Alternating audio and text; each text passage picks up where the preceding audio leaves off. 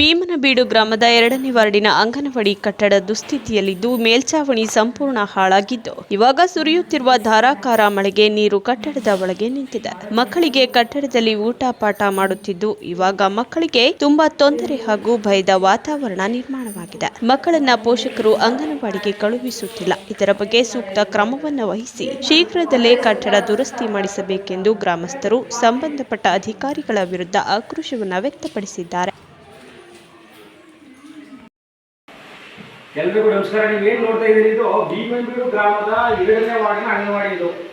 ನೋಡಿ, ಈಗ ಮಳೆಗೆ ಯಾವ ರೀತಿ ಆಗಿದೆ ಅಂದ್ರೆ ಇದು ಕಟ್ಟಡ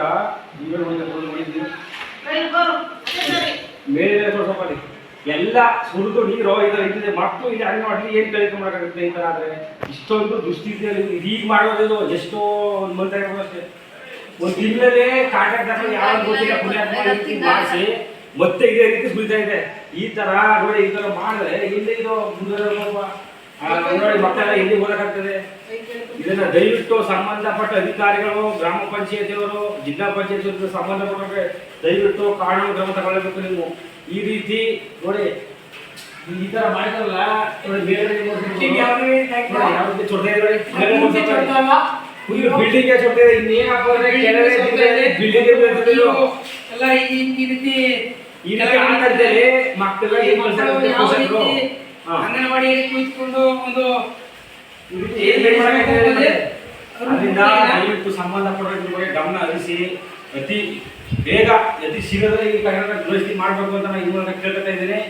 ನೀವು ಹಲವಾರು ಬಾರಿ ನೋಡ್ತಿರ್ಬೋದು. ನೋಡಿ ಮೇಲ್ಗಡೆ ಯಾವ ರೀತಿ ಸೋರ್ತಾ ಇದೆ ಅಂತ ಸ್ವಲ್ಪ ಮೇಲ್ಗಡೆ ಸ್ವಲ್ಪ ನೋಡಿ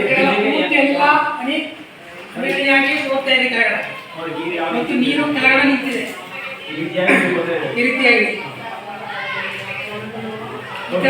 ಕೆಲಸ ಮಾಡಬೇಕು ಪ್ರಯತ್ನ ಪಡ್ತಾರೆ ಹೊರತು ಯಾವುದೇ ಕಾರಣಕ್ಕೂ ಒಳ್ಳೆ ಕೆಲಸ ಯಾರು ಮಾಡ್ತಾ ಇಲ್ಲ.